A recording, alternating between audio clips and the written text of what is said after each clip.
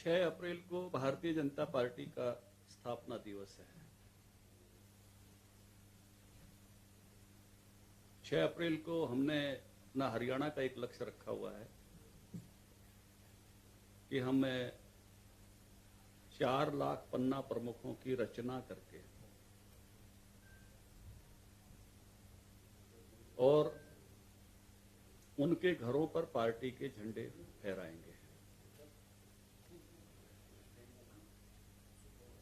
इसके अतिरिक्त 1 लाख का कैडर हमारा इससे ऊपर का है, तो 5 लाख परिवारों पर, 5 लाख घरों पर, 5 लाख परिवारों के माध्यम से ये बीजेपी का ध्वज फहराने का लक्ष्य हमने सुबह जो है वो रखा हुआ है, जिसको हम 9:30 बजे तक पूरा करेंगे।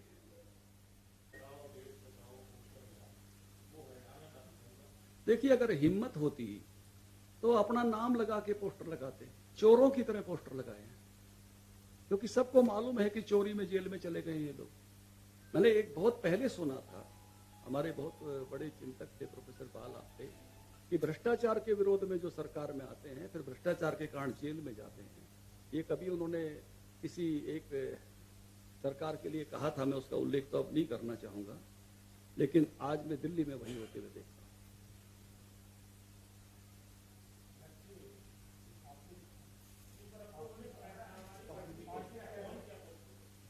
नहीं, ऑन किया तो दमदारी से पहले लगाते ना, क्योंकि उनकी स्वीकार्यता हरियाणा में कितनी है ये आपको मालूम है। अभी आदमपुर के वोट हमने देखे थे।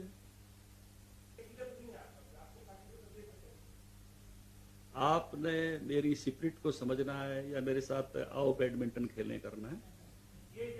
पक्ष नहीं, मैंने उत्तर दिया ना, उत्तर में दे चुका हूं। स्पिरिट यही है। अभी हम गठबंधन में हैं, आगे गठबंधन में जाना ये जो विषय है, जब ये विषय आएगा तब उस पर बात करेंगे। अभी हाइपोथेटिकल है, जब विषय आएगा तो आपको बताएंगे, उत्तर देंगे। बिल्कुल, सरकार गठबंधन में अच्छी चल रही है। जब ये विषय आएगा तो इस पर विचार भी करेंगे और आपको बताएंगे, साझा भी करेंगे। ये फैसला आया, ये फैसला ऐसा ही था जैसे आपने कालका के प्रदीप चौधरी का फैसला, जैसे प्रदीप चौधरी जी की सदस्यता चली गई थी ऐसे ही उनकी भी सदस्यता चली गई। अब यहां कोई नौटंकी नहीं हुई, वो सीधे हाई कोर्ट गए, स्टे ले आए, सदस्यता वापिस बहाल हो गई। ऐसे ही उनका विषय था, उन्होंने बीच में 1 सप्ताह तक काले कपड़े पहनकर पूरी नौटंकी की। ये ऐसा ही मामला है कि कोई कीचड़ में गिर जाए, पास में खड़े हुए आदमी का नाम लगाए कि इसने धक्का दे दिया।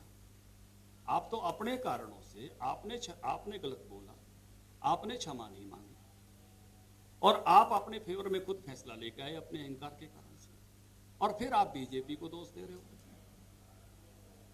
तो ये बिल्कुल ही ये पूरी नौटंकी ऐसे नैरेटिव बनाने की कोशिश थी कि जैसे बीजेपी हम पर अन्याय कर रही है। वो इसमें अकेले नहीं है, लालू यादव जी थे, आजम खान भी थे, बीजेपी का विधायक भी था विक्रम सैनी, एक वो सेंगर करके भी बीजेपी के विधायक थे। कहते 36 से अधिक लोग इस कानून के कारण से अभी तक अपनी सदस्यता खो चुके।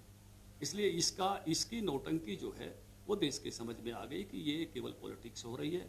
अब अच्छा है, उनको सद्बुद्धि आई है। हमको तो लगा था कि शायद कांग्रेस ने तय कर लिया कि राहुल को बलिदान करो और आगे बढ़ो, लेकिन वो जा रहे हैं। मुझे लगता है कि इसमें स्टे मिलना कोई बहुत बड़ी बात नहीं है। या प्रदीप चौधरी जी को मिल गया था तो उनको भी मिल सकता है, तो विधान से आराम से लोकसभा में आ जाएंगे। लेकिन कांग्रेस की इस नौटंकी ने सबको देखा, और मुझे लगता है कि इसमें डर दूसरा है।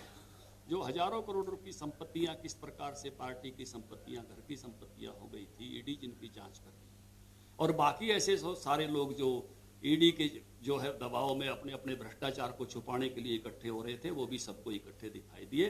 लेकिन ये देश इस सारी बात को समझ रहा है कि ये किस प्रकार से अपने अपने करप्शन को दबाने के लिए एकत्रित है। यही कांग्रेस ने हमेशा एक खेल खेला है, एक नैरेटिव बनाओ, 100, 200, 400, 500, 1000 लोगों से प्रदर्शन कराओ और उस नैरेटिव को देश में फैलाओ। लेकिन देश इस बात को अब समझ रहा है, और भारतीय जनता पार्टी जो थोड़ी देर पहले मैंने आपको चर्चा की, अब हमारा ऑर्गेनाइजेशन इतना बड़ा है, हम किसी भी नैरेटिव को तुरंत किल कर सकते हैं। हम किसी गलत नैरेटिव को देश में अब चलने नहीं देंगे। इन्होंने ऐसा नैरेटिव बनाया पहले भी कि ये देश जैसे कांग्रेस ने आजाद कराया,